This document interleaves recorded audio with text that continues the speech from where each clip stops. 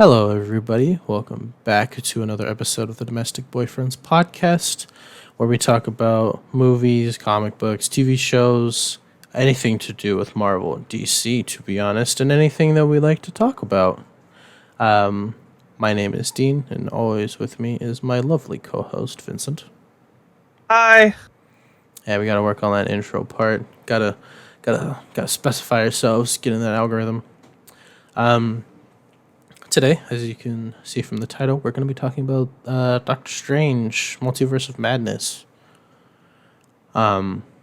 Exciting. Exciting. Are you excited? Yeah, man. I Yeah. finally got to see it. Yeah, exciting times. And then next episode, we're going to be taking a break from all of the Marvel and DC stuff we've been putting out, and we're actually going to be doing some anime stuff. So stay tuned for later to figure out what that is. But first, news. Vincent's pregnant. What? Yeah. Okay. We're not going to tell them. Oh my god. No. Looks down. Oh, goodness. First off, news. We're gonna do it in our order. Marvel news. Do you want to start? Yeah. A new digital card game was announced under the name Marvel Snap. It's being made from people who used to work on Hearthstone. And it's gonna be a collectible digital card game where you and your opponent have to play at the exact same time. Yeah, I saw the trailer for this, and I'm really confused. At the same time, I'm really interested, because the way that they explain it is that you guys take the same turns at the same time, which is confusing to wrap your head around because everything still has interactions. Yeah. But I trust them. They say it's a fun game. I'll trust them, and then we'll see. But from what they told us, and what we've seen from the trailer, it is a very beautiful looking game, and it also has a bunch of variants. It's gonna be definitely a collecting game. Whether or not the gameplay is cool, they definitely the artist definitely went all out for what they're doing for this game. I really want to collect all of the 8-bit cards. Yeah, I loved seeing the 8-bit ones. They were so cool. Yeah, they were talking about they certain things aren't gonna be canonical, or they're not gonna just do universes within the Marvel comics or in the movies. They're just if we have an idea, we're just gonna make it a card set, which I think is awesome. But yeah, interesting. Did you know that there's Marvel Uno? Yeah. Yeah, competitive Marvel. I've seen packs of Uno cards, and I've got very confused. Yeah, you actually pull from them. There's rarities and stuff. So, and there's so bizarre. There's kind of a meta to it, but anyway. Next. Well, that's all I've got for Marvel. Okay. Passing over to you. All right. So we have a couple things. I was meaning to mention this, but it got lost in the not news that we talked about during we were talking about Moon Knight. But the artist for Tokyo Ghoul actually did a really cool collaboration. And I actually saw this from the Japan Marvel Studios Twitter. He did a rendition of Moon Knight in his art style, kind of dark gritty, his oddly satisfying smudged-ish drawings that he does. The coloring's kind of smudge as that grungy type of look. Really cool. Next, I have the Baymax series that's going to be releasing at the end of June. It's a little odd, I thought we were going to get a sequel to the Big Hero 6 series since it did so well. But I know Vincent's excited for it, so that's all that matters. Yeah. Right, Vincent? You like big chubby guy? I do quite like him. Then the last thing that I have is Thor: Love and Thunder stuff. I don't think we've talked about this on the pod yet, but the trailer looks crazy, looks interesting. The poster also looks good, and it's supposed to be released on July 8th, which is a lot sooner than I remembered them saying that this movie was coming out. So that's exciting. You excited? Yes. You excited for buff women everywhere? I am very excited for buff women everywhere. Yes. I'm really interested to see what other gods are going to be present. Yeah, so go ahead. I saw a post somewhere like talking about gods that were immortalized in the MCU now, and it said that Lady Death was there, was like in the trailer somewhere, and I rewatched it a couple times and I couldn't find her anywhere, but it would be really cool for her to finally be a character. Yeah, so like they had like statues in there. Like it's like I think the shot was like in Olympus, and there's a lot of like the cosmic entities. Like they showed like the Living Tribunal, Infinity, not Infinity, like that the representations of like space and time and stuff like that. And different other cosmic entities that exist in Marvel. But we do know the Greek pantheon is in there because Zeus and everything. In the trailer, he like blows and he makes Thor naked, and very curious if that's gonna make it into the movie or not. Will we see Chris Hemsworth? Will we see his Jonathan? Is what I'm curious about. Will we see what's down under? Yeah, he is Australian. Yes. Yeah. In smaller bits of DC news, we got the leaks of the Blue Beetle costume on set. I think that this looks amazing. I'm a big Blue Beetle fan, and they couldn't have done anything better. Vincent was actually the one that was reminded me of these, but yeah, super exciting. What did you think of it? I thought the costume looked sick. It's one of the most most well done comic book to live action transitions for a suit that I've seen.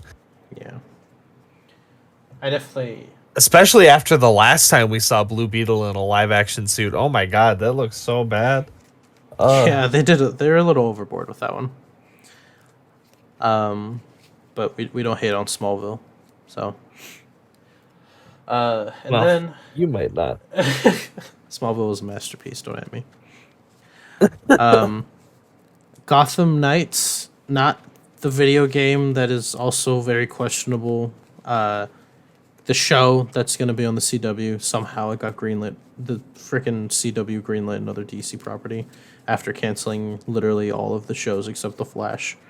Gotham Knights is supposed to be about the son of Batman who's not even like one of the freaking Robins that we know, or Damian, his biological son, is supposed to be some adopted kid that is investigating the death of Batman, Bruce Wayne, and is supposed to be working with like other people in the Batman universe, including the kids of supervillains, not like Harvey Dent's son, or like one of the characters that's supposed to be like a main character / possible love interest is supposed to be the daughter of the Joker, which that's a whole can of worms, and I don't think I want to fish with them, and I think that the CW just needs to stop. But yeah. Yeah. Vincent didn't know. Man, what happened? They used to make such good stuff. Yeah, Arrow season 1 and 2, Flash season 1 and 2, they were both so good. Yeah. What happened? They decided to not care anymore, apparently. but some stuff with the Flash is okay right now. But No, yeah, no. yeah, I gave up after I saw that it looked like Power Rangers Dino Thunder, and I love Power Rangers Dino Thunder, but no, not him shaking his hands, man. This well, something don't transition well from comic form, so it's my favorite part was the lightsabers with the lightning. oh my god. I want that in every single Flash movie. What about the lightning punch? Oh no, that's Or sorry, the lightning clothesline, because that's what they do. They don't actually throw punches. They just like have their arm fully extended and wave it. I quite enjoyed it. I don't know what you're talking about, but anyway, do you have any DC? No. Okay. Next, we have some generic stuff, generic TV shows, which is literally just Disney stuff.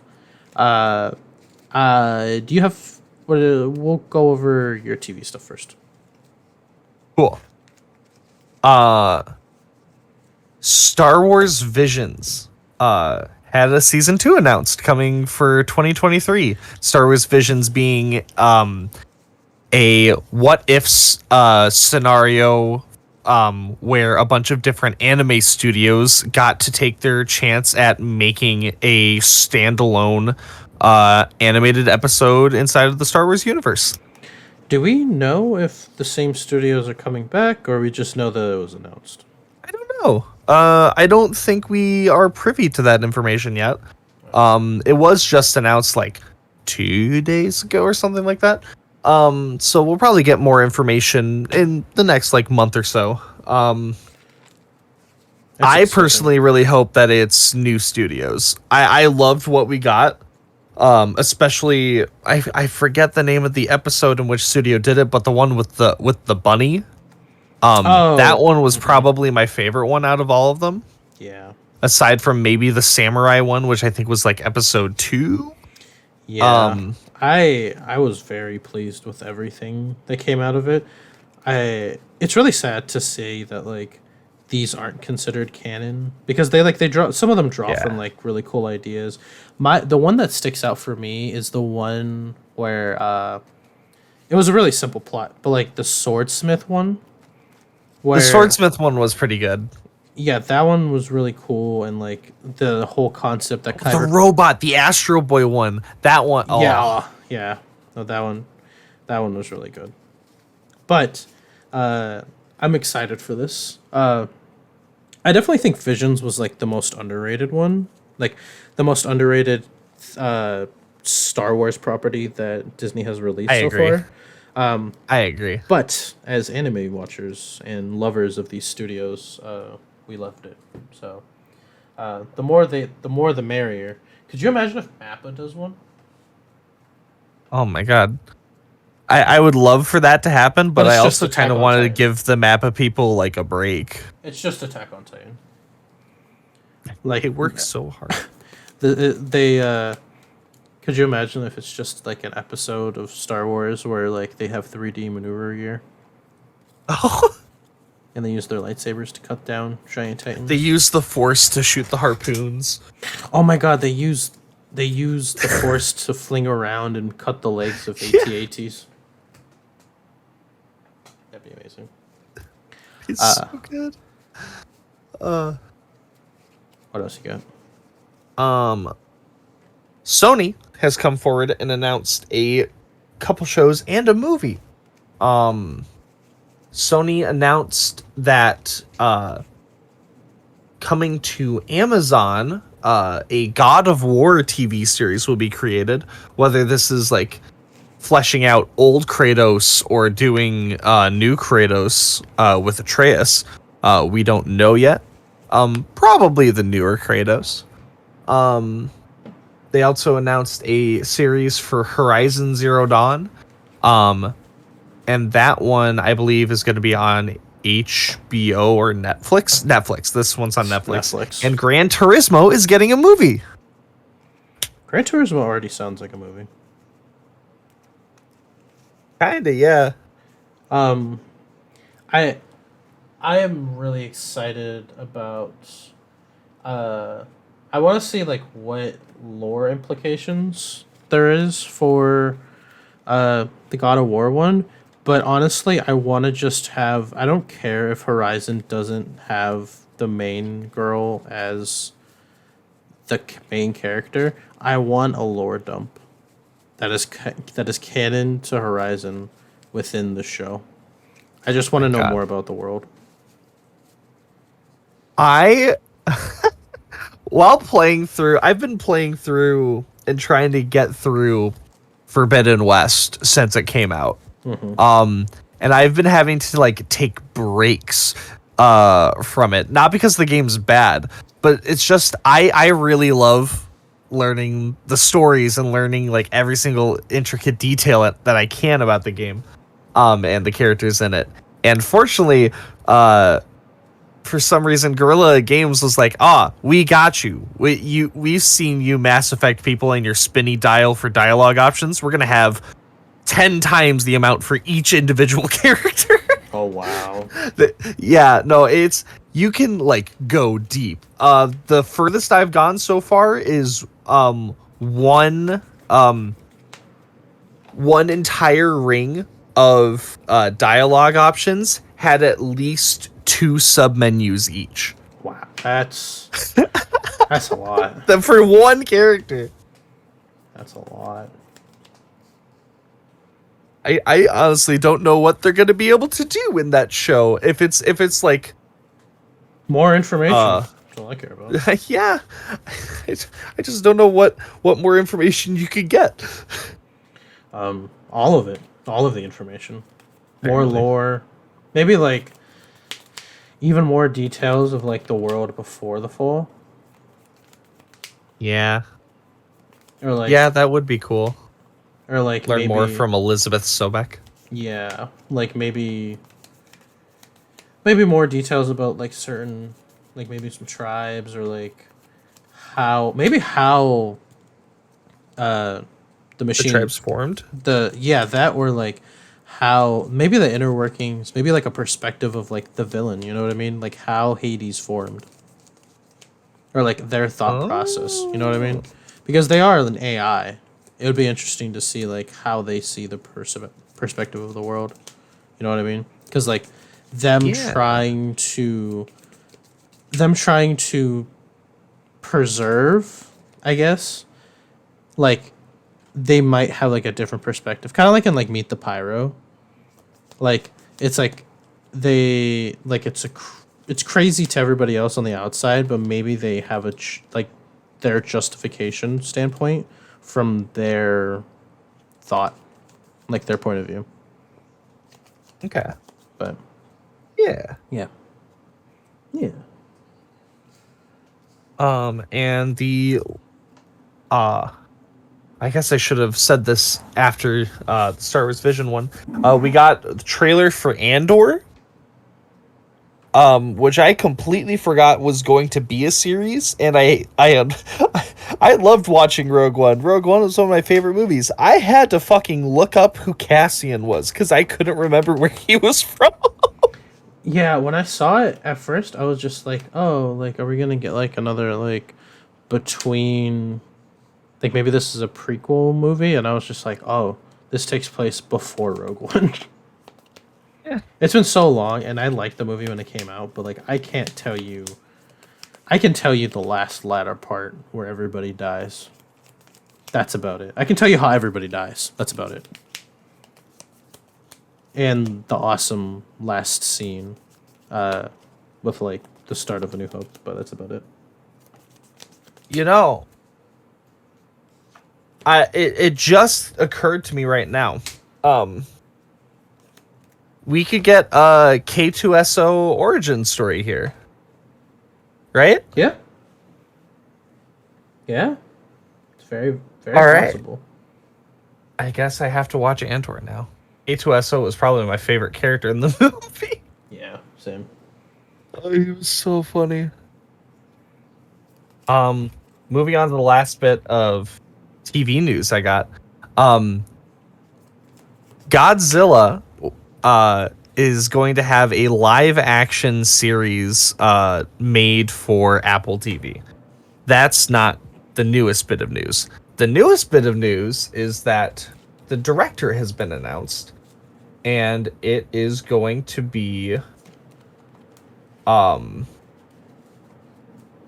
Matt Shackman, who most recently did work on Multiverse of Madness. Interesting. He's going to be the director or the producer? Director. The producer is going to be Chris Black and Matt Fraction. Chris Black Matt doing okay. Enterprise and Outcast, and Fraction doing Hawkeye. Yeah. I don't know. It's going. The series itself is going to be following a family to uncover new secrets, because society's just coming to terms with the fact that they are living in a world where giant, horrifying, world-ending monsters actually do exist. So is this supposed to take place in like the current universe? Like this is taking place in the MonsterVerse after the battle of Godzilla versus King Ghidorah. Okay, so after King Ghidorah. I am very happy to stay inside of this universe because the MonsterVerse, as a like design standpoint, is awesome. It's after King Ghidorah? It's after King Ghidorah. Okay, I was interested because I kind of want to see, because like they had a very big switch, like they had a very like Pacific Rim style, like we need to mobilize. Sorry, no, this isn't after King Ghidorah. This is after Godzilla versus Kong. Oh, okay, even crazier. Yeah, no, like still further. Like they've come to the grips, and they've made Mecha Godzilla. Yeah. Well, I'm just interested. I kind of want to see like after California. You know what I mean? After Godzilla 1, because like into Godzilla 2, we see that like they very much mobilized and tried to track down and like not and build sites around kaiju to try and capture them, you know what I mean? Or at least monitor them. So I just kind of wanted to see like more of like maybe what's the Titan, right? That's the name of the organization. Like I want to see like how Titan was created and like Titan was the one. They're not the evil ones, are they? I think Titan was the one that made Mechagodzilla. The main one was Monarch. Okay, Monarch. Yeah, I'm more interested in like how Monarch's structure is, like maybe like the beginnings of Monarch or something like that. Maybe that's too much to ask, but that's interesting. So we're gonna get that before we get another movie in this verse. I believe so. That's fun. They haven't said when it's coming out. But now that it's like been announced and we know who like the top people that are working on it, I'm guessing probably within the next year or so. Yeah, I mean because they just did the buyout, right? Because Universal owns them, right? Yes, Universal does. Or is it Warner Brothers? It might be Warner Brothers. Yeah. What one of them that has like, because Warner Brothers just had the whole Warner Brothers. Warner Brothers just had the DC thing, like the DC buyout. Yeah, they had the DC buyout. Also, Multiverse is one of the lead characters for it is Godzilla, so you know that would make sense. Also Ben 10, so Ben 10 for Multiverses. Yes. I want to be forearms. Yeah, I want to forearm you too, but is that That's it for my TV news. Why am I laughing? Star Wars Acolytes is a show that's going to be produced in Disney and shown on Disney Plus. Apparently rumored by the director or the president of something. I forget what the news source said.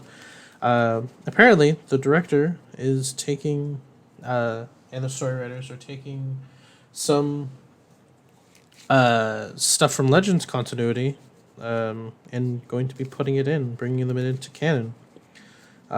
Interesting. Biggest rumor is supposed to be that this is about Darth Revan, which would be a crazy story to adapt with everything that they have so far. But fingers crossed. I love old continuity of Star Wars, so I definitely think this will be something interesting, or it'll be something terrible, and they'll mess everything up. Last thing, which is also Star Wars related, the whole big Disney Expo release and everything like that, with the premiere of Obi-Wan, and the announcements, and having Hayden Christensen and Ewan McGregor on stage with each other. They announced Mandalorian Season 3 and Ahsoka are supposed to be coming in 2023, which Mandalorian already had a Season 3 in the Book of Boba Fett, so this is more like Season 3.5. And Ahsoka would be something really interesting because we saw a little bit more of her in the past show. So exciting. Kind of excited to see if this is... I don't remember if they said it's going to be animated or it's going to be live action, but I'm excited either way. Next, movies. The only thing I have for movies is we got a Pinocchio poster.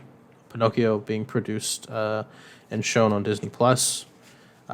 Vincent does not have a very good time with Pinocchio for reasons that, if you know the last Pinocchio movie that was going to be released. Yeah. But that's all I have for generic movies. Other. You have anything for movies? You know what happened in January of this year? New Year's. A beloved childhood character entered the public domain. Okay. And his name is Winnie the Pooh. Thus, that allowed a very special group of people to make a movie that I don't think anyone asked for, but I am so excited to see it. Winnie the Pooh, Blood and Honey is going to be a horror movie, starring Winnie the Pooh and Piglet as they go around and go on a murder spree. We already have our first confirmed main cast death. Apparently, they will kill Eeyore in the movie. The screenshots and what we've seen it so looks far, horrifying. I am so excited for this. I want there to be. I want everything to go into public domain. That is like lovey-dovey, cute, innocent childhood memories. I want this to happen to everything. This looks like a movie that was born after a night of drinking beer. And a bunch of people pulled together about $500 and said, let's make a movie. Just from the costumes that I've seen. And that kind of ideology creates the B movies that I love seeing. Yes. We want this. We love this. We want more of this, please. We need all of it. That's all I've got for movies. That's all I have for movies too. So next, video games. I have quite a bit. We'll go with yours first, though, if you have anything. Alrighty. Oh yeah. Dead by Daylight had a new crossover event announced. Unfortunately, this time not adding a new killer, but that's to be expected because the crossover is with Attack on Titan, and it would be a little awkward to implement a Titan shifter as a killer. Dwight is going to be able to have an Eren Yeager costume. Zarina is going to have a Hanji costume. And then Oni is going to have a armored Titan costume that when he goes into his alt state or whatever, he's going to grow armor plated spikes that are hardened in the crystallization technique that Titan shifters are able to use. Interesting. This is definitely a crossover. And it's definitely a crossover I did not expect. I'll play some Dead by Daylight for this. I'm not necessarily the biggest fan of that game, but that's enough to get me to play a couple extra rounds.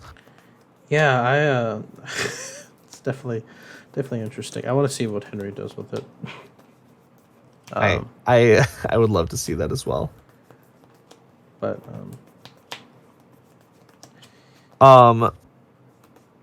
keeping the horror train going, Evil Dead the game has officially released. And it's gotten nothing but good reviews so far. Which is great to see for a horror movie tie-in video game. A lot of them have released in the past couple of years and not done the best, but this one's doing a great job. It's good. It's good. So, does it take place in continuity? Is it? It does take place in continuity-ish. It's a I believe it's a 4v1. It's either a 4v1 or a 5v1 game, sort of like Friday the 13th was, where one person plays as the Kandarian demon, and can play as Evil Ash, which is awesome. That's cool. They got Bruce Campbell to voice Ash for the game. I hope so. Major points. That would have been a weird thing to try to explain away. Could you imagine if it's like someone like Chris Pratt? If it's Chris Pratt, I think Chris Pratt would be the only acceptable exchange for Bruce Campbell. But everyone's going around the giant map that you have, trying to complete objectives to be able to either leave or like defeat the demon. And the demon's just going around using powers, summoning other redeads. You already said this, I think, but it's like the Friday the 13th game. Yeah. Is it developed by the same people? No. Okay. Oh, that sounds promising. Full crossplay from the get-go. Good. Awesome. That's what we like to hear. That's what we like to hear. And I have one last bit of news. We have a announcement trailer for the sequel to Star Wars Jedi Fallen Order. Star Wars Jedi Survivor is slated to be released next year in 2023, and is going to follow Cal Kestis in a new set of adventures, potentially in the Outer Rim. 5 years later, also. 5 years later, yeah. Yeah. Looks great. I don't know what they're using, like Unreal Engine 5 for this, but like the trailer looks really good, like very realistic. It looks great. It's also another game that has sadly but understandably decided to stay away from previous gen and move on to just current gen consoles, which is the future, because that just means they can focus on good graphics and optimizing Absolutely. it. Yeah. Oh man, that's a lot of exciting stuff. I'm really excited for the Fallen Order sequel, which is another, which in the last couple years that's supposed to be slated. We're getting another Souls-like. So, if it's going to be another Souls-like game. I'm sure that they're not gonna like majorly change the game. Now it's a racing game. Now it's oh god, pod racing. Dude, bring pod racing back. Pod racing was always fun in the Star Wars games. Terrible. Worst thing about the Lego games. Get out of here. What do you mean? Pod racing was amazing in the Lego games. No. It wasn't as cool as the pod racing arcade machines though, where you actually sat inside of a pod racer. No, that's cool. Whenever it's interactive like that, that's fine. I like Yes. playing at Dave and Buster's. They have the Luigi's Mansion one. I'm just like, yeah, suck. But It's the Luigi's Mansion interactive game. yeah, like it's like those like House of the Dead ones. Oh, you just have the vacuum cleaner? Yeah. And Oh, that's sick. You suck them. So You suck 'em. yeah, it's awesome. My video game list. Witcher 4 is in pre-production. Crazy. I think it's also crazy because like Henry Cavill's also like they're doing stuff for like the sequel of like the show, and like I just think this is such an underrated IP, but like it's getting so much attention because of this. Absolutely. Very interesting. Destroy All Humans 2 Reprobed is coming out this year or next year. I didn't put it down. Really fun. I like Destroy All Humans. Pokemon Scarlet and Violet, the new Pokemon Gen 9 games, is getting an announcement tomorrow, June 1st. And the head design lead at 343 Industries has left, also known as the studio who did Halo Infinite. Womp womp. I just wanted to put it in there. But the biggest, the most exciting thing that we have for video game news is Sonic Frontiers was announced and we got a trailer for it. Man, if I have ever seen a Breath of the Wild-like game and have been excited for it, it is now. I love the way that this looks. I hope this is the future of Sonic games because, man, it looks great.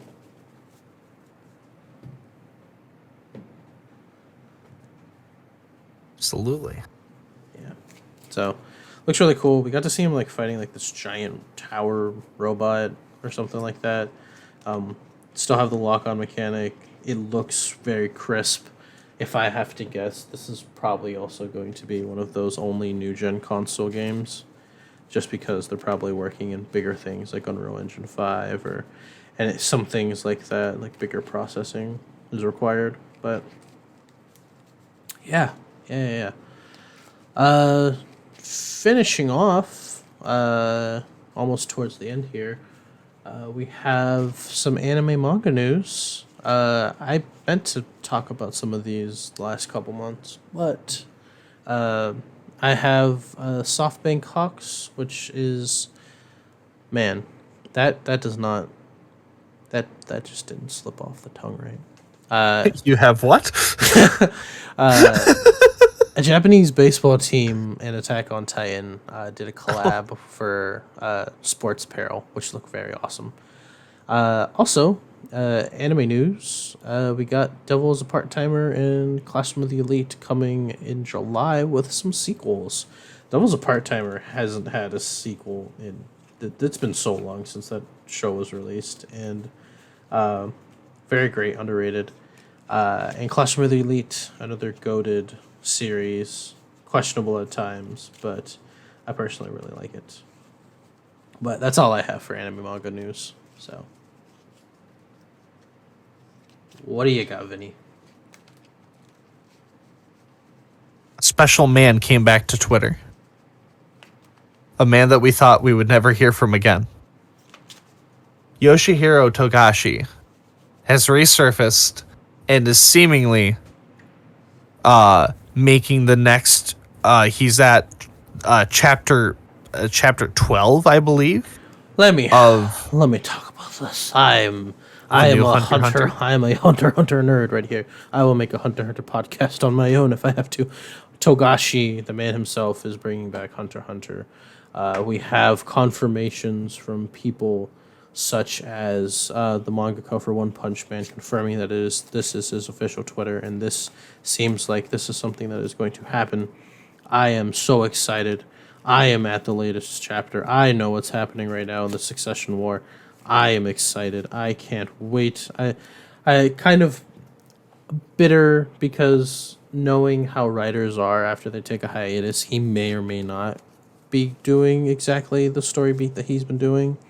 But I am truly excited about this. I want more Hunter x Hunter. I am excited. At first, it was actually just 4 that we got, the number 4 at the end of a chapter. But now we have 12. It is exciting. I am excited. Can I be honest for a minute? Go ahead. I have never seen and I have never read Hunter x Hunter. It's okay. This will turn into a Hunter x Hunter podcast if it starts coming back. I have, however, read all and watched all of except for the new OVA for Yu Yu Hakusho. Yu Yu was one of my favorites and one of my first anime that I've ever seen. I would be so mad if this is actually just him trying to write 12 more chapters of Yu Yu Hakusho. I would be so happy. I will always take more Yu Yu content. Please keep me in that world. That world is so cool. The characters are so fun. No, I need more Hunter x Hunter. I need the finale of the Succession War. I need to know what happens. But anyway, super exciting for that. Are we done with the news? I've got nothing else. You don't want to talk about the other thing? You don't want to talk about the other news? The generic. You know what news I like? story? I like really big holes. How do you feel about big holes? The bigger the better. The bigger the better? I agree. Well, fortunately for you, a pretty big hole, not necessarily in your area, has opened up recently. Is this an ad? Turned into one. Local holes available. A sinkhole in Guangxi, in the Guangxi area of China, has opened up, and scientists have discovered a forest at the bottom of it. The hole is 630 feet deep, apparently, and they found a bunch of foliage at the bottom of it, as well as trees that would peek out of caves to be able to get sunlight. And this area might have undiscovered species of animal and other of like reptiles, birds, other fauna. And that's pretty cool. You know, I read and enjoyed Journey to the Center of the Earth. Yo, I was about to say Godzilla. Like, literally. I watched Godzilla versus Kong. This can happen, right? Yeah. Should Maybe it we'll happen? find dinosaurs. No, we don't need that. We don't need Jurassic Park. Jurassic World. Jurassic Thongs. You know. You imagine what would happen if a hole opened up and a fucking pterodactyl flew out? Yeah. Do you understand how scared people would fucking be for their lives? Scared I If a would pterodactyl was there, what else would be there? You know how scared I would be? Like, that's Honestly, I wouldn't be that scared because I live in the fucking in the fucking US. It would be a little bit of travel. Yeah, but pterodactyl. It's true. It could fly to us. Yeah. Specifically to you. I do smell the most like fish. Yeah. Don't take that out of context. Stinky man. I think that's it. Random tidbit. Let's move on now. No, you don't need to know that. Yeah. Doctor Strange. He's What in a a movie. multiverse, and it's maddening. I don't know how you want to tackle this, because this movie, it was a lot and not a lot at the same time, in my opinion. Spoiler alert. I feel like we should put up spoiler warnings. Actually, no, not spoiler alert. We're gonna talk about this. We're gonna do a non-spoiler thing real quick. What would you rate the movie? Non-spoiler. Rate the movie 1 out of 10. What do you give it? 9. 9. All right. Yeah, give I think it was just a really good movie. I give it an 8. I don't think it was. I think it had cool things going in it. I just thought that the plot was very simple. Like 10 minutes in, you knew exactly how the movie was gonna go. Not exactly. You just knew. You knew what was gonna happen. Did you get the D-box seat though? Excuse me? The D-box? What's a D box? You don't have D-Box? What's a D box? Ah, dude, that's how I see all my Marvel movies now. I'm stuck on. What do you? So you know how like Sony has for the PS5 they have the DualSense controller, that has super. Oh, you super, went to like a pseudo realistic. 4D. You went to like a pseudo 4D theater. Yeah, well that's just my normal theater. My normal theater just has Oh. those seats in their IMAX Oh, studios. okay. Well, that's cool. You went to, but you went. I went to like a Fandango affiliated one. You probably went to. I went to a Cinemark. Oh, you went to a Cinemark too? Yeah. Oh, it just sucks over here. That's all. Yeah, no, the D-Box is awesome. I thought you were gonna dude. be like, well, I You went to an can- AMC. Nah, you can pump the closest AMC is like an hour from here. Same. You can pump up the sensitivity to like make it really fucking shake you, and that it hits every single time just right. The D box, you say? Yeah, man. Oh. Get those D-Box. It does increase your ticket price by about like $4. Oh wow. But I think it's $4 well spent. Oh, so you spend $4 to get in the D box, and it vibrates you for a good time. Yeah, well, you technically pay like $17-18. Dang. But like So you a pay. normal ticket's like $12-13. So you're telling me you pay $18 for a good vibration? for a good time, yeah. All right. Go to the D box seats, everybody. Apparently, D-Box. This is the way to do it. Imagine doing that like Godzilla. Ah! God, dude, I would love to do that. My first time doing the D-Box, it was for Free Guy. And Free Guy starts off with this awesome skydiving scene, and it felt like those seats were just made for the skydive. It was so good and so immersive. That's cool. Yeah, no, we don't have D box seats here. Sad. Yeah, so Doctor Strange and the Multiverse of Madness. We're spoilers ahead. We're just gonna. Do you just want to talk about the movie? Talk about the plot. Talk about what we liked, type thing. Mom.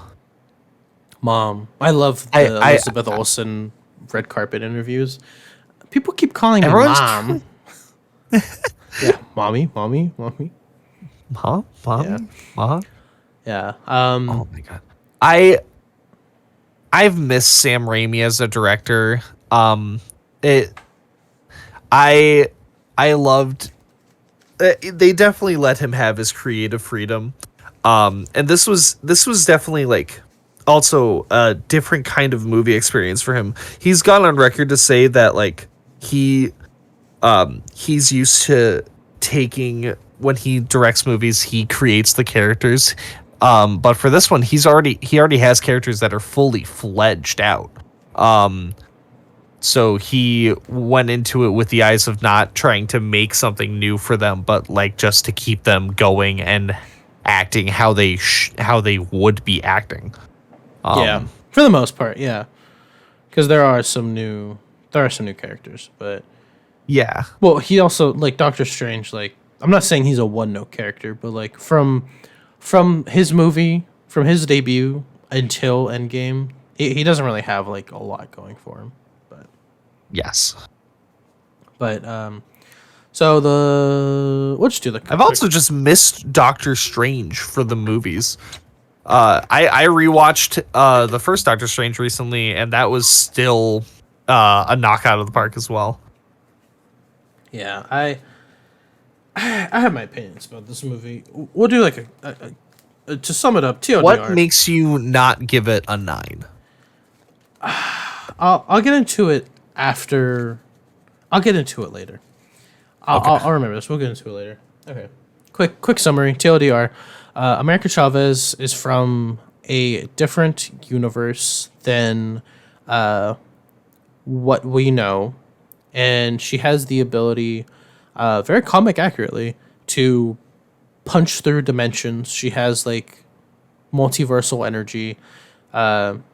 She herself is a one of one character, one of one person. One of her only exists in the entire multiverse.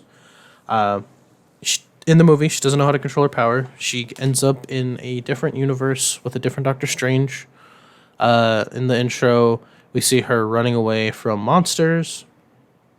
Strange tries to take her ability, which would kill her, and she ends up punching a hole through reality and ends up in the main continuity, which is called 616.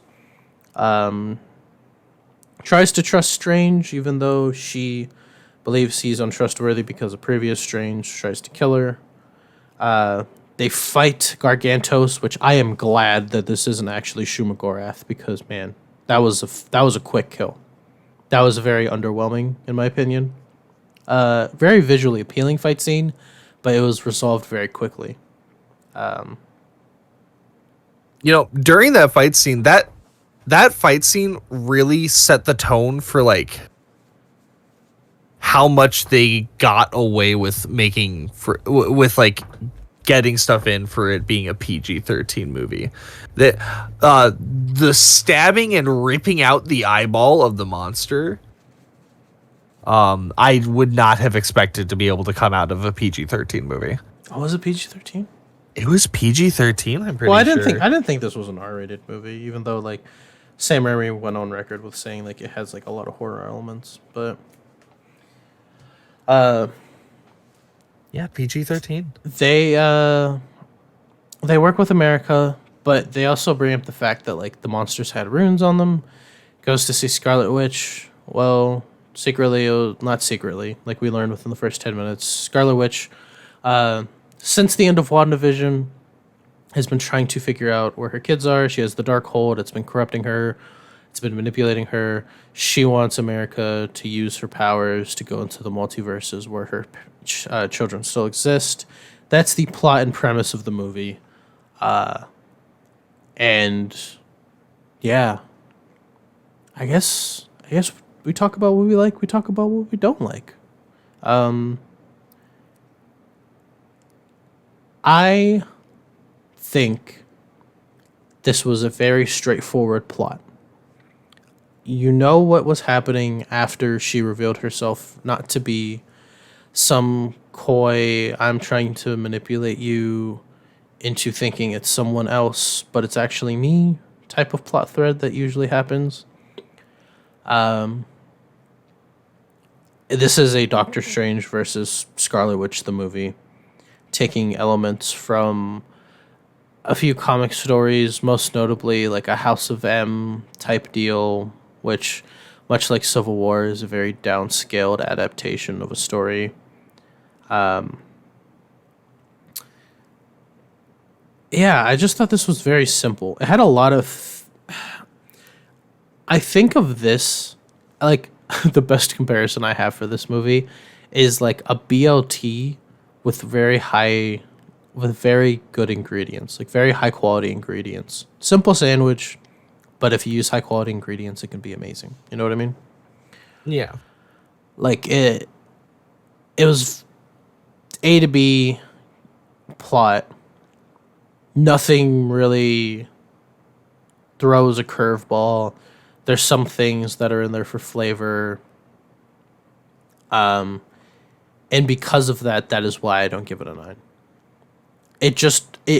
It didn't, like, unlike certain adaptations, like let's say like Ant-Man, right? Mm-hmm. Ant-Man was his Scott's introduction is very similar to how it was in the comics, where he steals it. He steals the suit, not for the same reasons, but it's a loose adaptation of how the beginning of his introduction was.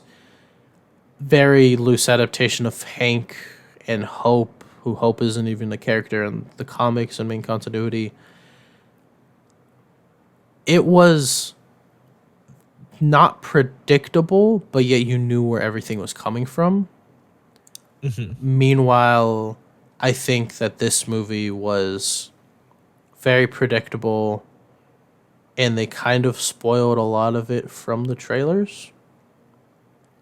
I think the coolest thing about this movie was the Illuminati cameo,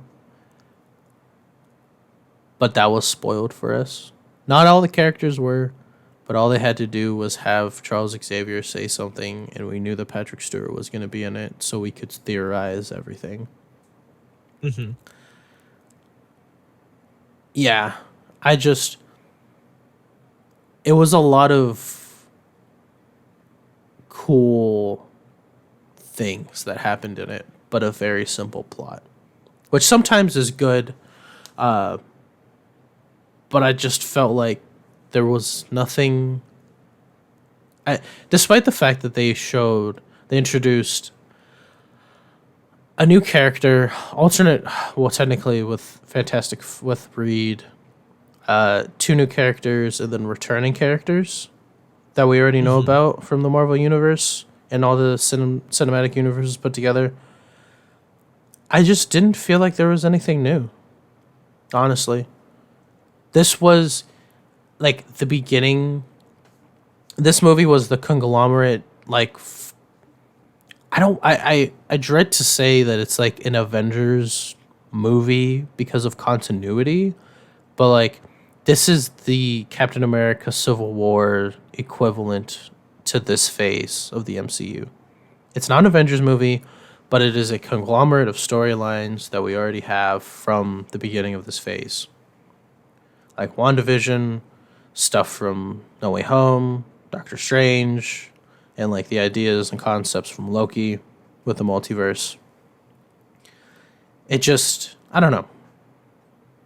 It felt, and like talking about it now, like it even feels off now. Like I don't want to go see another screening of it because I feel like I'd get bored. Like I think the cameos were cool and everything, and I hate to sound like a really hard movie critic on it because like I really loved what they did in No Way Home and everything. But I feel like what they tried to do in the same aspect in Multiverse of Madness, No Way Home just succeeded better in it. They also had like better established characters to use to bring in from the multiverse. So I don't know. That's true. But visually, this was an amazing movie. I liked some of the concepts that they introduced. The fact that the Illuminati was like just that universe's version of the Avengers was very interesting. Yeah, I don't know. If you have specific things you want to talk about, I kind of like put myself into like this corner now where I'm just thinking about like other things about this movie. But how'd you feel about it? What were your favorite things? I mean, I really liked it. I loved them showing off the Illuminati. I'm a sucker for multiple universes. A multiverse has always been a super interesting and cool concept to me. And it's also I haven't fully read Secret Wars. But I know a lot about it. Yeah. So and this is what we're building towards. This is what this is the next big thing. Yeah, that will be happening for the MCU as a whole. There's no way around it. Yeah. It's which I think is I was talking about this with my brother before and my brother-in-law that Marvel my I think my biggest problem with this movie is and I guess like the biggest problem with like them adapting all of these ideas, concepts, and stories into movies that are like maybe up to 3 hours long is that they have weight and continuity behind them in the comics, right? Yeah. When something big like Secret Wars was crazy because not just did it touch the whole mainline 616 continuity, it also touched the Ultimate Universe, which was a continuity that ran separate with their own renditions of the stories and characters that we love. But it also touched alternate universes that we knew about, like the Marvel Zombies universe, the Age of Ultron universe, the Age of Apocalypse universe, the universe where Storm stayed, the Storm kept Mjolnir, like these different concepts, a universe where all of the female superheroes like ran the world and were like the super organization. All of these different things, and Old Man Logan, probably the biggest and best example of this all. These concepts and stories that have been around since like the early 2000s, the late 90s, like before even like during the first Secret Wars that happened with the Beyonder. There's weight behind it. There's so many stories behind it. There's massive character development behind it. And then there's an event, right? That brings it all together, that has these characters with these deep, rich history, right? Meanwhile, in the movies, we have the deepest, richest character like development we have are probably only from like the original Avengers, right? Who are currently either dead or incapacitated, doing other things, right? Except for Thor. So I think now, after saying all of this, my biggest gripe is the fact that they have tried to make this big bombastic movie off of hype alone because there's nothing backing it story-wise.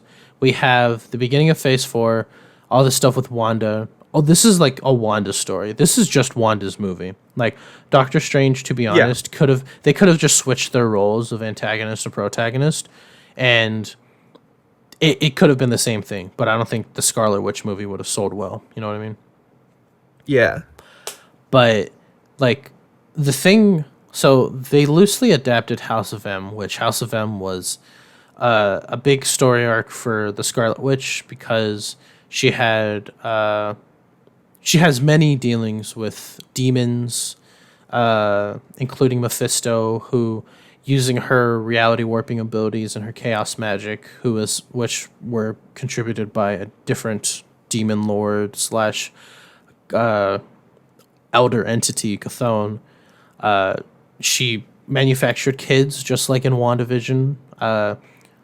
And the biggest part about it is the fact that, unlike WandaVision, where like she sees that her kids aren't real, that they were just her manifestations, her kids were actually real because she created them in reality, and then they were taken away from her, and then she warped reality to become somewhere where everybody had their wildest dreams come true, so that they could leave her alone, so she could be with her kids. And that the downfall of all of that was the fact that she erased 95% of the mutant population, which isn't adapted here because we don't have the X-Men, right? So yeah, they took things that tried to work from this, and they made a movie that made a tragic hero who has problems and is trying to recover from them and makes her a villain. I don't think that's the worst part about it. I don't think the worst part about this movie is the fact that they made her like the tragic heroine who turned evil. I think the worst part about it is that they've taken this character with her little development and they've tried to make something bigger out of it. But I don't want to turn this podcast into just a tangent about the movie. I thought it was good. I just think that it could have been better. I mean, everything you brought up is completely valid. This is definitely going to be like a springboard sort of movie to be able to make the next couple of movies that will be in this weird chain link that they've always done for the MCU. This is that saying that this is the Civil War of this phase is a very good analogy. As a movie in itself, and just like telling the stories of our two main characters, because this isn't, like you said, this isn't just a Doctor Strange movie. This is very much a Wanda movie as well. Both of them get very good character development. Wanda is as scary as I hoped she would be. Mommy. There's this great moment, like, early on, Wanda's like, "This is me being reasonable," and Steven's like, "No, it's not." And then like later on in the movie, America Chavez is like, "Oh, why is she doing this? Well, why is she doing this like this now when she was doing this like this earlier?" He's like, "That's because she was being reasonable, actually like shaken and scared." Mm-hmm. I getting to see Doctor Strange fight again. He's always been a very imaginative character and very fun to watch. Him and his fight scene that he had with the evil Doctor Strange, where they were throwing music at each other and playing songs, was so cool. And such an interesting idea. I keep talking about this with people, and I think I'm the outlier where when this scene happened, I was just like, what the fuck is going on? I was just like, did this just literally turn into like... This literally just turned into like a game of Osu right now? It was! I enjoyed it, but I was also like, what am I watching? It was so cool. Bum, bum, bum, bum. Yeah. Dude, I was losing it.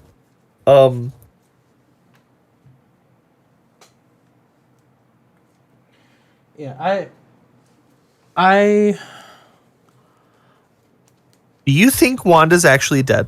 no. No. So, I like, think she ported. Yeah, well, frick, somebody literally clipped together a scene from WandaVision where she literally teleports in front of Agatha, like disappears completely, the red flash, and I was just like, yeah, no. She's supposed to, they've hyped her up so much in like the MCU by calling her a Nexus being, saying that she's like super powerful and she can like destroy, or she can like either rule or destroy the multiverse like at her whim, that no, she's not gonna get killed by rocks. Captain Marvel. Dude, that was that part made me mad. We can talk. Let's talk about the Illuminati for a minute. So, the fact that the Illuminati, who I think they're still missing a member. I think Tony like is alive, but they just couldn't get Tom Cruise to play him. I think that seat is for T'Challa. I was also thinking that for a while, but I literally just think that because we see the Ultron bots, it has to be That's fair. Tony's seat. I just think they were trying to do like a Tom Cruise thing. It's just he couldn't be in there, or he didn't want to, or something like that. You know, he's doing Mission Impossible stuff. So, Yeah. so,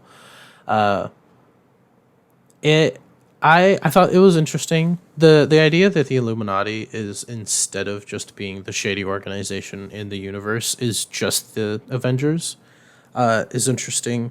Maria Rambeau. I also questioned what time this takes place in relative to the regular universe, because like, if the idea is that these run singular to each other, right? Like time, no matter what multiverse you're in, the time is exactly the same, right? So like, Yeah. like the date, the time is exactly the same.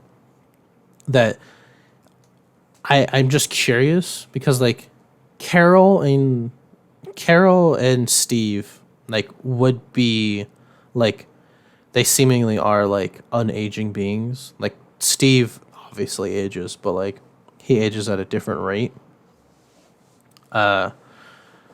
That Captain Carter and Maria Rambeau being there as the renditions of the character, I was just kind of questioning it because like I was just like, oh, does this take place like not in the modern day because it's supposed to be like 2026 or something like that in Marvel. Because of the snap and everything.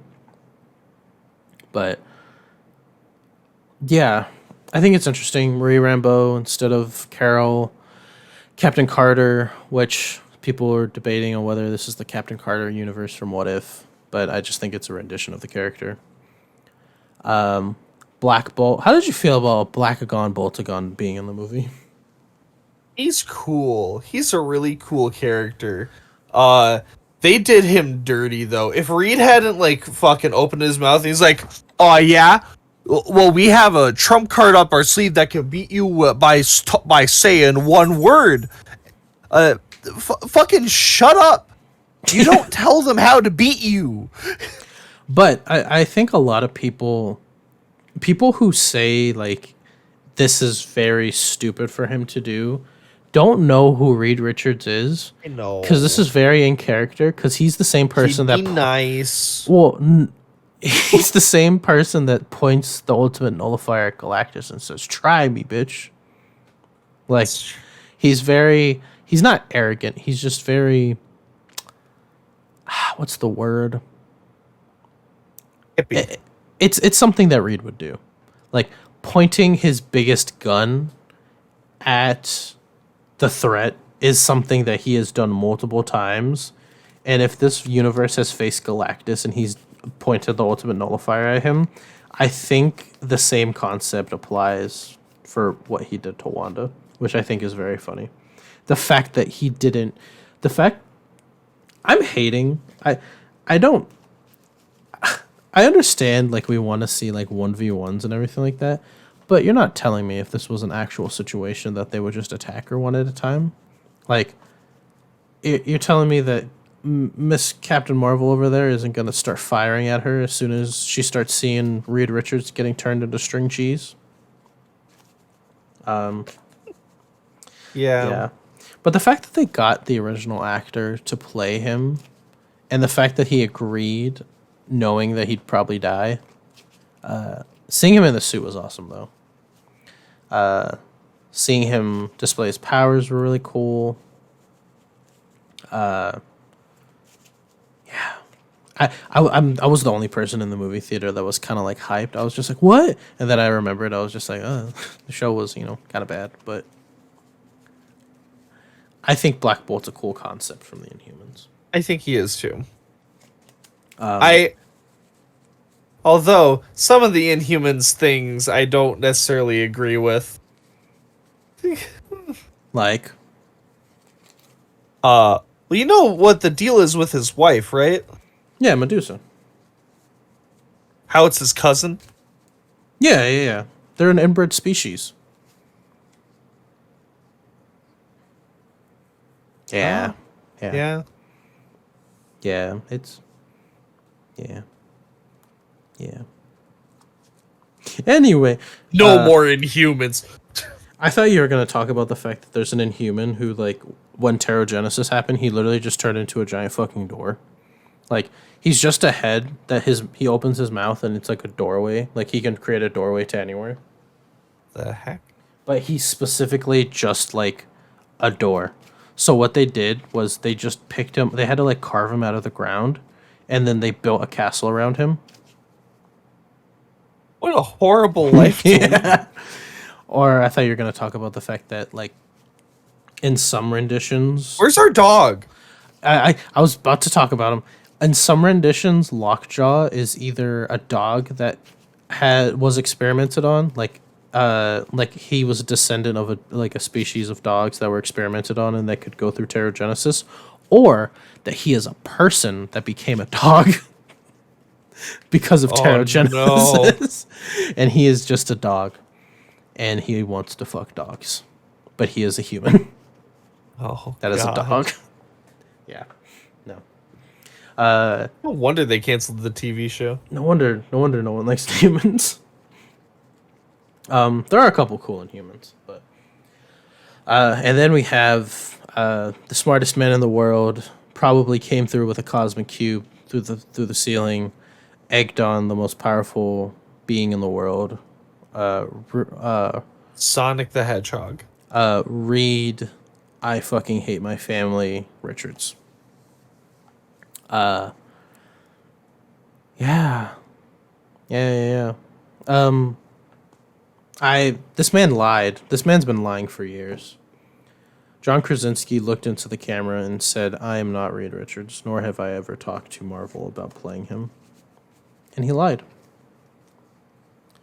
Yeah, man. It turns out that if your name is not Tom Holland, or Mark Ruffalo, it's pretty easy to lie to the camera.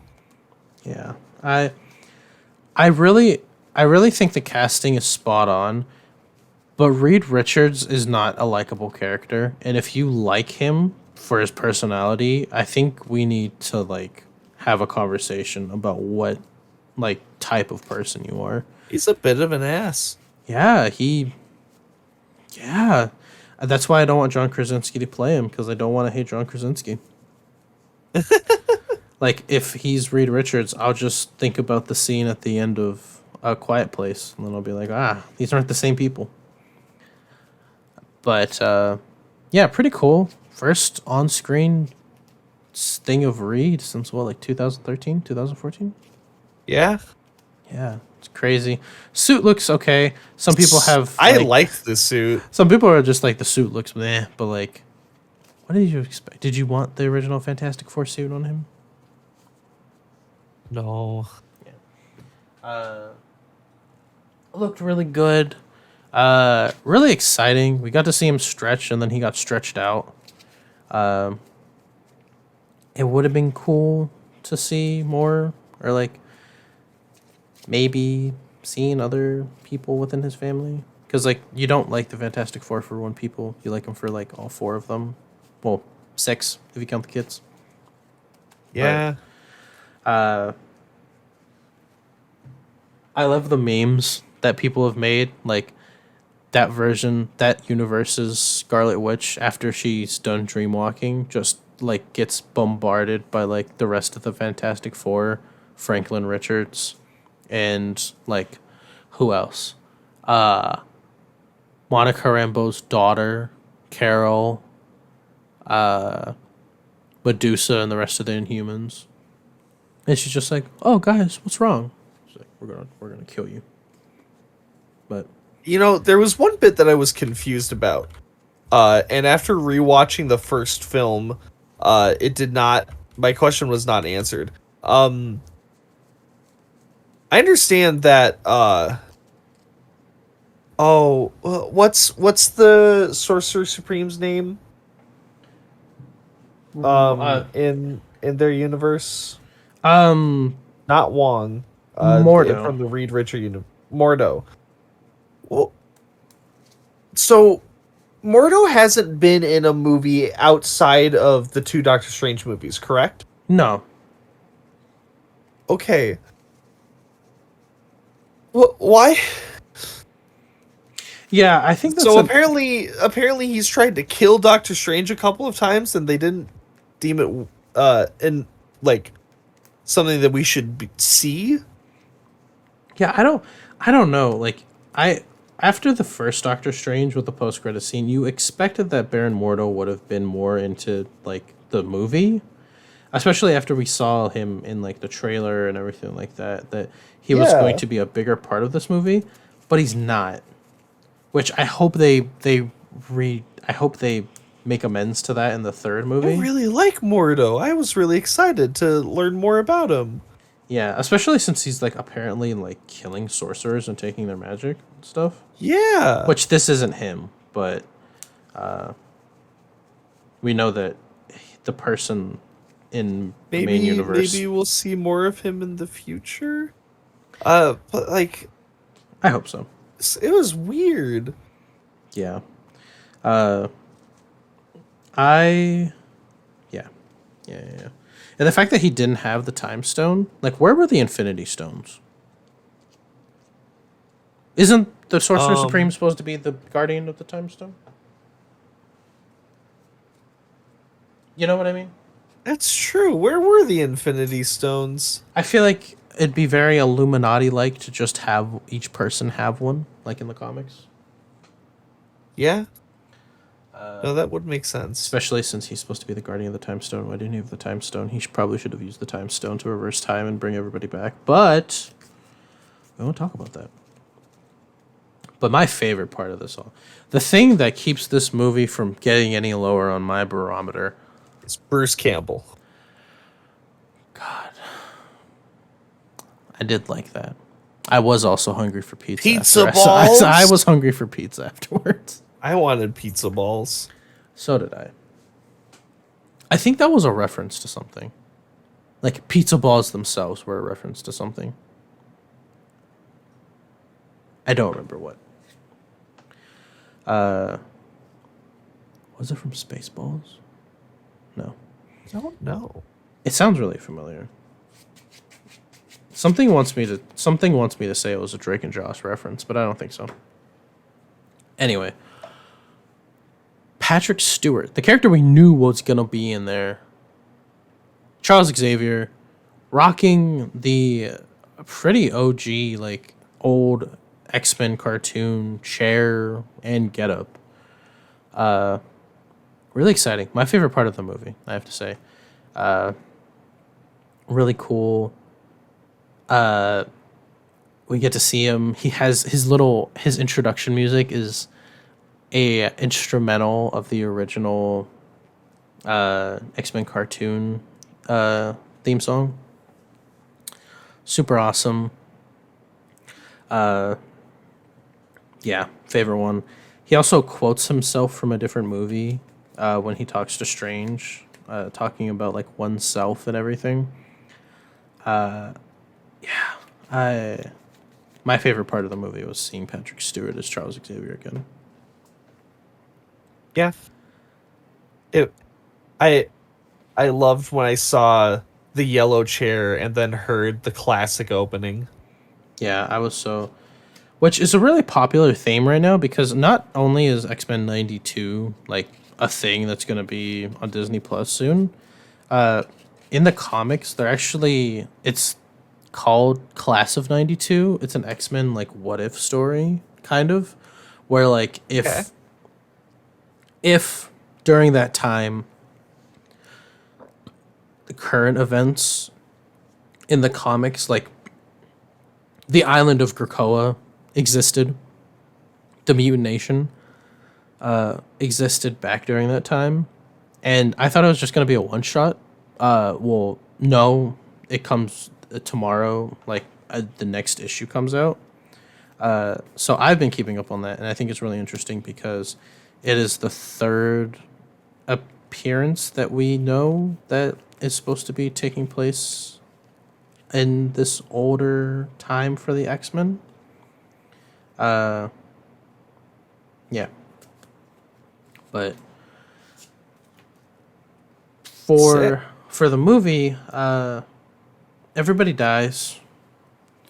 It's kind of sad, but they couldn't really keep them alive, I guess, to help out during the final fight, which actually would have been really cool. But I guess everybody's expensive, except for the guy who plays Black Bolt. But yeah. Arguably, he's the most expensive. He only spoke twice during the movie. True. I think it's so funny because, like, dude, I would love to play Black Bolt. He would be such an easy character. Well, have you heard his interviews? Have you heard his interviews? Like, he literally he took during the show, like, Black Bolt actually like talks via like a hand language, not ASL, like not sign language or anything. He made a language himself. The actor made a language derived from ASL and with assistance from like people who use ASL to make a language that would be comprehensible by the rest of the cast and that he could remember for the character. Oh. Yeah, he put a lot of thought and effort into it. That's awesome. Which is like very good commitment on his end because like how are you going to substitute speaking? Well, Black Bolt is all about his body language and his emotional expression, like on his face. So, very underrated. I hope that they bring back certain concepts of the Inhumans because despite the show being bad, it definitely had good points, and I think the good point was Black Bolt.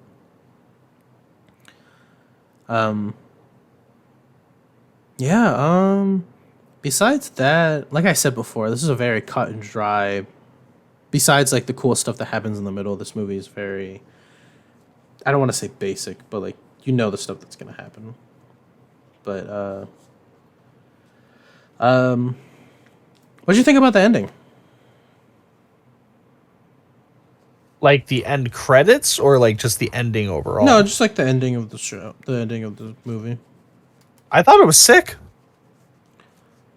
And it made sense. It gave Wanda a seemingly complete circle to her arc. It made Steven maybe a better person. Questionable, but yeah. It definitely gave him a new perspective on everything. I thought Zombie Strange was so cool. Zombie Strange and the Cape of Hands. Oh my god. The special effects team had a field day with that one. When they showed the burial scene, I was just like, oh. Like I was just like, I see what they're doing right here. I was like, I know exactly what this is going to be used for later on. And I'm not trying to be like, oh, I'm super smart, but like they set that up very well. Like, it's not just like an ass pull where it's just like, oh, this is the Marvel Zombies universe. This is like, no, this is something cool. Yeah, absolutely. Yeah. I like that it actually had consequences. Yeah. Seemingly. Yeah. The third eye opening up out of nowhere and then having the end credits scene being just him having another stroll was a little weird. I think somebody brought up this idea because the Eye of Agamotto shows back up where like it's actually seemingly the true Eye of Agamotto, like not just like the holder for the time stone, because the real Eye of Agamotto in the comics lets Strange see things that cannot be seen with the naked eye. So like in the beginning when he's fighting Gargantos, like it has runes over it, so he uses the eye to see it, like so it can be seen. Yeah. Well, that's what the eye does. Well, in the comics, he's been able to physically manifest the eye on his body. So some people think that the Darkhold hasn't really corrupted him, but in fact, like bolstered his power where he's able to actually just manifest the eye instead of activating it. I see. Which could be one thing, or it could actually just be Strange succumbing to darkness. There's a story where Doctor Strange like sells his soul for like all mystical power, and it's called like Black Sabbath Doctor Strange, and it's the Doctor Strange that we get like right before the end of the universe in Secret Wars. And this version of Doctor Strange like literally like he has like almost all the power at his fingertips, because he ends up like selling like half of his soul away for like the secrets of all of the mystic arts within the Dark Realm. And like crazy things. But the ending of this movie I thought was decent. America training to be a sorcerer is interesting. It's not what her character is, but I definitely think they could do something cool with it. Yeah. Absolutely. I love Benedict Wong in this movie. He's just have you seen the memes that this isn't Phase 4, this is Phase Wong? It's Phase Wong? Because he's in everything. I think the only thing he isn't in, besides like... Sorceress! Fortify your mind! Him shouting during that is so good. He's just... I love him so much. I love Dr. Stevens just like... She's trying to get into their heads. Sorceress! Fortify! It's so good. Archers, attack! I want a Wong standalone series. I want to know more about Wong. I want to know about the party that he apparently forgot. He is also still the Sorcerer Supreme. Like that hasn't changed. Like Steven is still not Sorcerer Supreme, despite the fact that he was the one who saved the day. It's just like a formality thing. Also, the fact that like the whole running gag throughout the entire movie is the fact that Steven didn't do anything formal, but as the Sorcerer Supreme, Wong's breaking out all of the ancient like formalities, like bowing in front of the Sorcerer Supreme.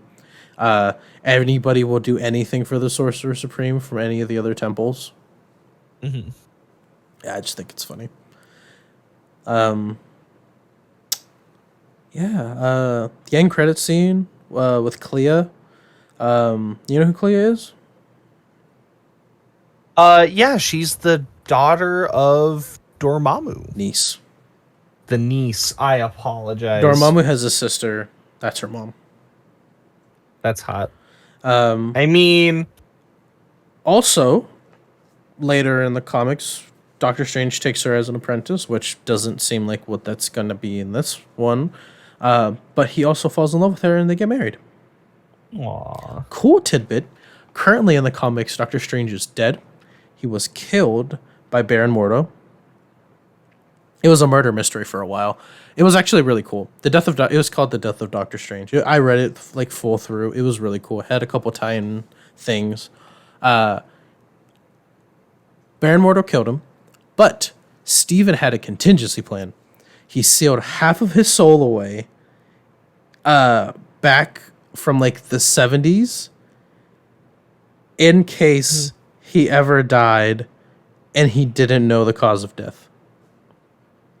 I So see. Doctor Strange from the 1970s pops up in modern day, and he's just like, "What the fuck is going on? Who are you? Iron Man? The Avengers? What is this?"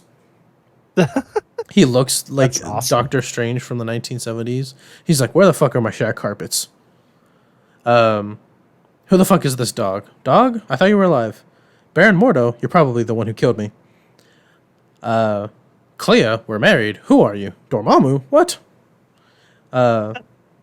Like, and at the end of it, like, he only has like a time limit for him to be alive, like as like a separated soul. They figure out who Strange's killer was, Baron Mordo. There were a bunch of people thriving and reaching for the title of Sorcerer Supreme while he was dead, because while the Sorcerer Supreme isn't alive, a bunch of stuff was unlocked. Like, a bunch of seals that Steven had were unsealed when he died. Then at the end of it, Steven, his actual soul, gives his blessing to make Clea the Sorcerer Supreme. Because the previous Sorcerer Supreme has to give their blessing before somebody else is dubbed the Sorcerer Supreme. It's not just a title you can take. Doctor Doom tried to go for it. Baron Mordo tried to go for it. A bunch of other people tried to go for it. Magic was a contender. Magic, the X-Men character, who is actually the Sorcerer Supreme of Limbo. Whole other thing. But currently Clea is the Sorcerer Supreme in the comics. Cool. And she has this cool form, which makes her kind of look like Dormammu because she's from the Dark Dimension. Yeah, super cool character.